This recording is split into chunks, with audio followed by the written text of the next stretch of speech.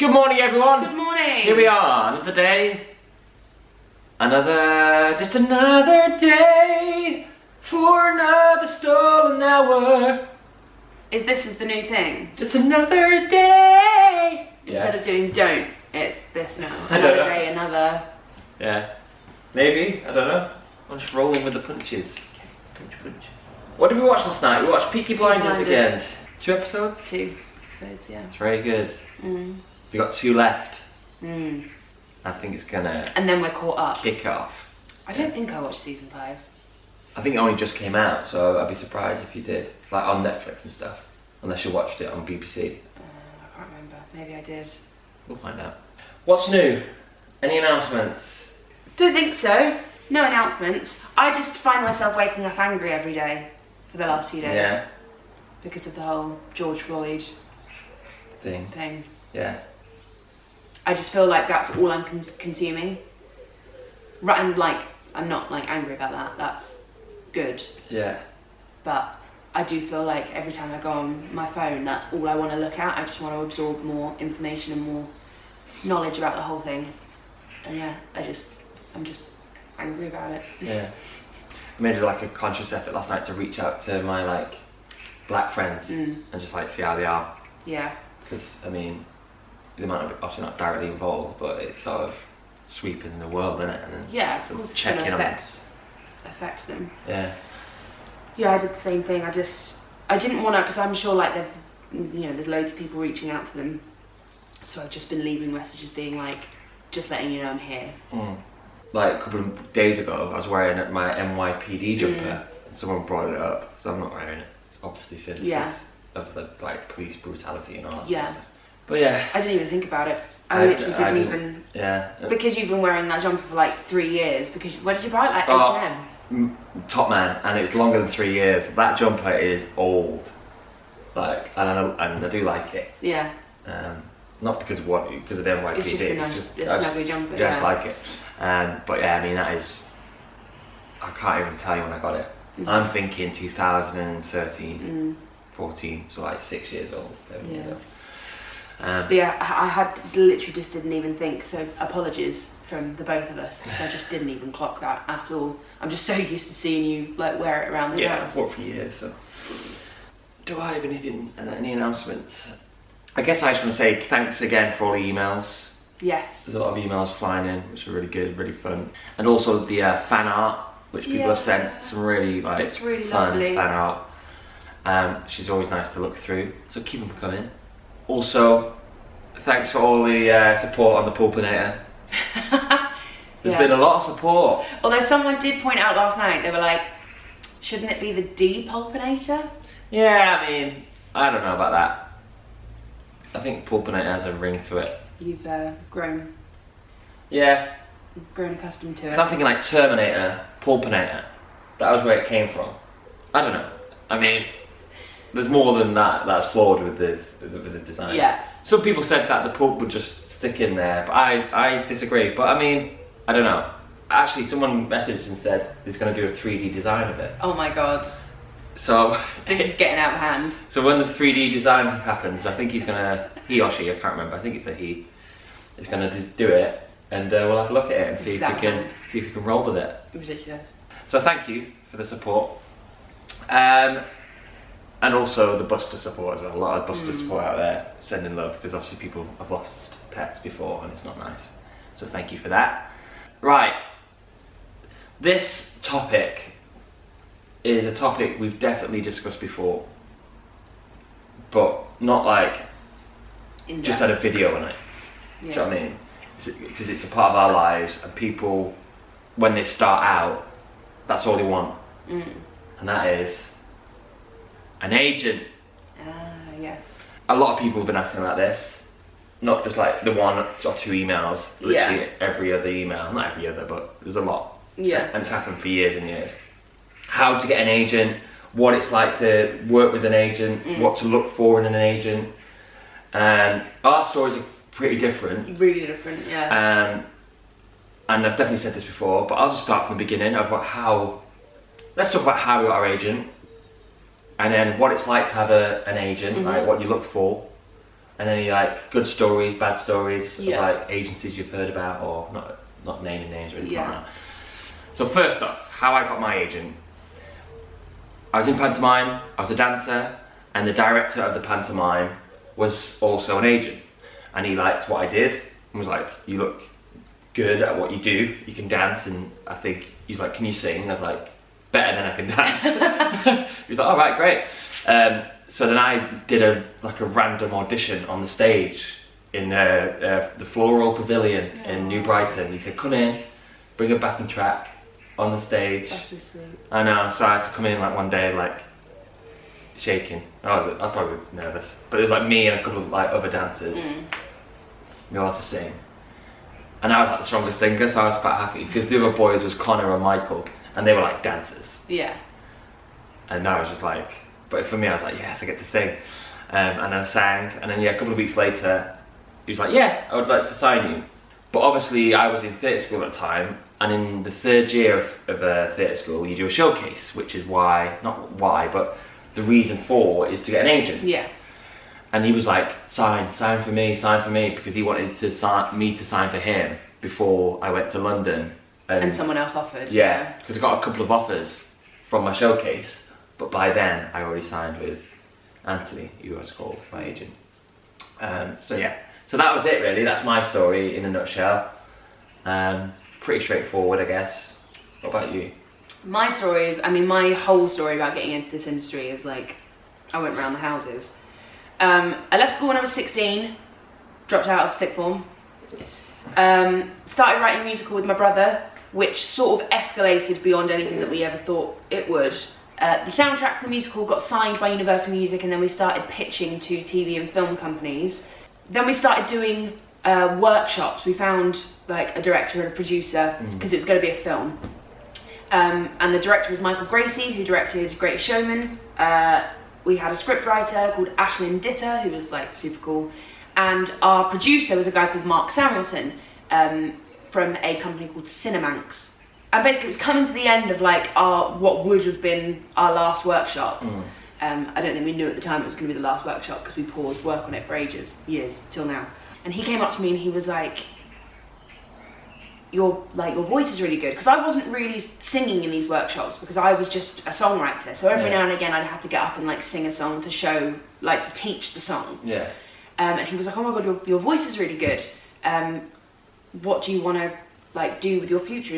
Are you purely a songwriter? And I was like, well no, actually theatre's like my big passion in life, and I was in stuff when I was a kid, and I'd really love to go into musical theatre. And he was like, let me set up some meetings for you. So I went to like 12 different agencies. In fact, weirdly, I was searching for something else yesterday, and in my emails found an email that I'd sent to my brother after one of my agent meetings with Troika, and I was emailing my brother being like, no, the guy that I met with said that he wouldn't know what to do with an actress who sings. No. And I was like, musicals. That's why I'm good at musicals. Definitely musicals. And all 12 agents said no, including Curtis Brown, who I'm currently with. They originally said no because the only, I didn't have a show reel, I didn't have anything to show them. The only thing that I had at the time was a YouTube channel, and they were like, we think you'd make a good presenter, but that's kind of all we'd be able to offer you. And I was like, well, that's not what I want to do. I don't want to be a presenter. So they said, well, we'll keep you on file if anything comes up. And I was like, well, that's code for no. So I left and ran out of agents to meet with. All of them had said no. And then that was sort of like October, November 2011, I think? No, 2012. And then January or February of 2013, I got a call from Curtis Brown saying, we have this audition come up for Walking on Sunshine, which is a movie that is now out there, I think. And it's a musical movie based on like 80s pop songs or something, I can't remember. 90s pop songs, I can't remember.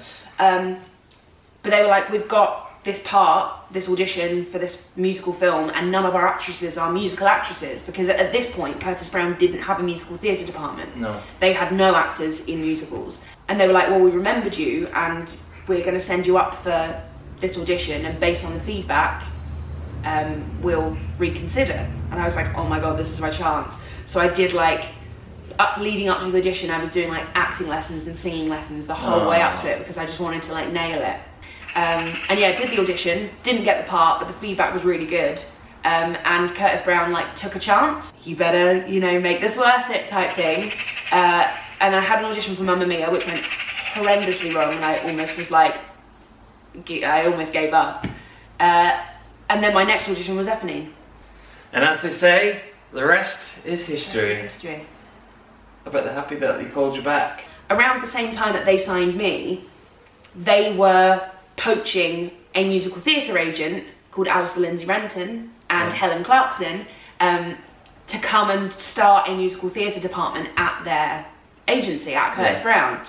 And when Alistair and Helen came over and they moved over and they were officially part of Curtis Brown, Alistair sent Helen out to watch all of the shows in the West End and said, report back to see if there's anyone who's interesting, who might be, you know, because they needed to build like a client list now. Yeah. And she came to watch Les Mis and went back to Alistair and said, oh, there's this girl who's like new on the musical theatre scene. She's called Carrie Hope Fletcher. She's playing Eponine at the moment. And Alistair was like, oh my God, I wonder who represents her. Googled it. It was him, because they'd just signed me to Curtis Brown. And that technically meant that I was now his client, because I was the first musical theatre actress that they had on their books. Funny. So it's just nice to know that no matter what, I would have ended up with Alistair. Yeah, yeah. I do have a different story though. When I was 16, I think this was, it was around the same time I'd left school for the musical. I still wanted to get, you know, back into musical theatre, and I still wanted to act as well as work on our musical. And I was like, I'm just gonna take a chance and write to the casting director of Doctor Who. Yeah. Just like, what have I got to lose? Why not? So I found, I can't remember who the casting director was, but I found their agent and sent a letter with my headshot, a cover letter, how much of a big fan I am of Doctor Who and how I would love to be considered for a role in it. Sent all that to the casting director's agent. Their agent opened the letter, saw my headshot and like my previous experience and blah blah blah, thought that I looked all right and asked me in for an audition, and I went and met with them, and then they signed me off the back of that. But then had to leave them because the musical then started like speeding up, and I had to start turning down auditions that they were sending me up for because I was in LA that week for the musical. But there was one audition that I went up for, and because I was 16, but I think, what was it? I think it was like I was 16 but hadn't officially left school yet. I hadn't officially, like, I'd done my GCSEs, I was 16, but because I hadn't officially left school, that would mean I would still need a chaperone. And this job, it was for I think it was like Vodafone, it was a mobile phone company. And I remember seeing it, and it's about a girl and a boy. The girl's in Spain, the boy's at home, like washing his car, and then mouthing to, if I ruled the world, every day would be the first day of spring. And that was the audition. I had to go in and mime to that. My agent had just sent me up just for experience. They were like, they literally said to me, you won't get it, but it's good experience. Yeah. I got the job, I got the part. And the reason it was a problem was because I was still 16 and I was supposed to be filming in Spain. It would mean getting a chaperone, and it wasn't in the company's budget to also pay for a chaperone's flight. It should have just been me.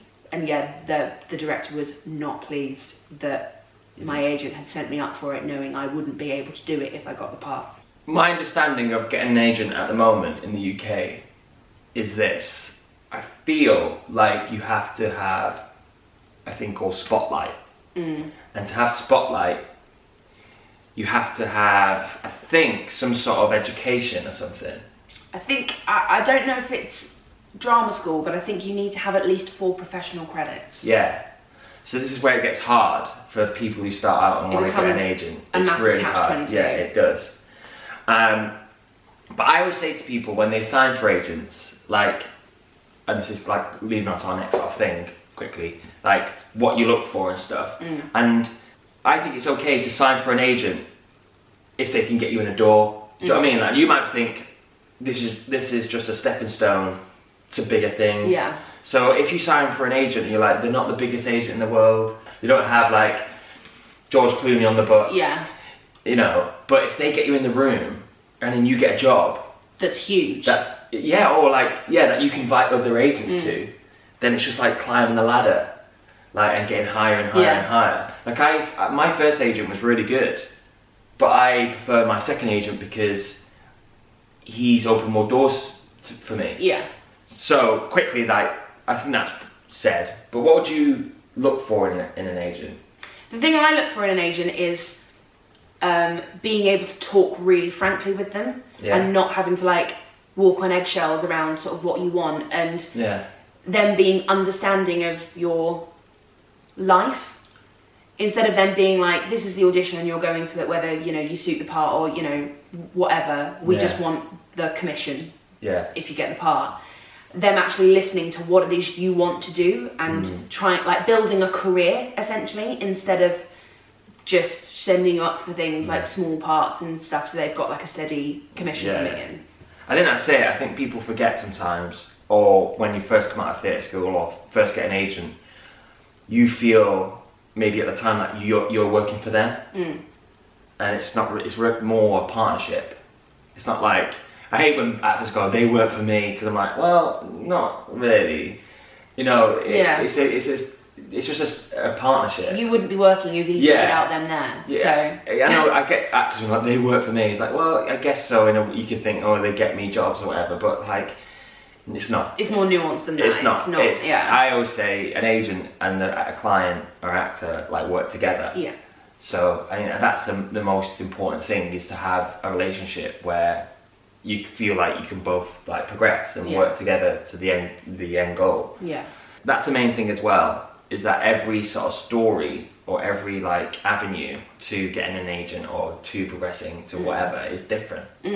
I feel like people sign for agents like do it like this, the most stereotypical way in the world. They go to theatre school, they sign for an agent on their third year. Like, it's all like, that's how it's done. But then they might leave, or they might get dropped, or they might not like that agent, and then whatever, or they might not work for a couple of years, and then the agent drops them, and then they have to get another agent. So there's no right or wrong way about it. I guess the main thing is, as long as you're happy, finding someone who just represents you. But it is hard. It's just getting your foot on the ladder, which is like, there's no right or wrong way to do it, I think. I guess what you can take from your story is that if you're in the place where you feel like you can't get your foot on the ladder, it's just like make it happen in terms of like send emails, send headshots. Yeah. Oh my god, I used to do that so much as a kid. Yeah. When I was like, because I'd left Sylvia Young's was the agency that I was with as a child. Yeah. But you can, the agency's called Young'uns because it's for kids. Yeah. So I was no longer part of their agency when I was like 14, 15 maybe. And so I started writing to the casting directors of like massive movies. Like, I've got a shoebox of letters from the Golden Compass, maybe nearly every Harry Potter movie. Yeah. A few random other things, Doctor Who, because I would send off my headshot and be like, would you consider me for a role? Would you consider me for a role? Most of them didn't reply, but some of them replied and were like, we're not looking for anyone at the moment, but we'll keep you on file, blah, blah, blah, blah, blah. It was never successful, but it could have been. That's the point. The fact that they paid attention, and I know that someone did look at it because I've got a letter that's got like Harry Potter headers on it.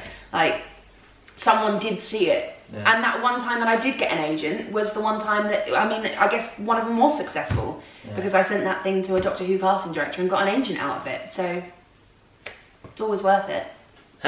Well, that's mainly about agents. We probably could talk another like 20 minutes about agents, because there's so many like different stories of just that working relationship. It's it's like I said, every case is different, every agent is different.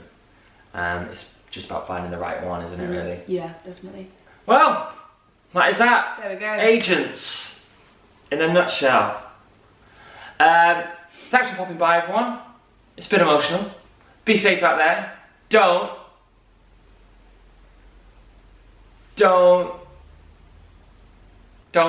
I'm just thinking of random stuff. I'm not thinking. Don't mow your lawn in sandals. Well, you've already said that. Have I? I think you have, yeah. Well, I'm saying it again because I don't know. There's been a lot of videos and it's sunny. People might. Don't mow your lawn in sandals. I don't think I've said that. I think you have. Don't mow your lawn in sandals. Yeah. That's good. Bye everyone. Bye.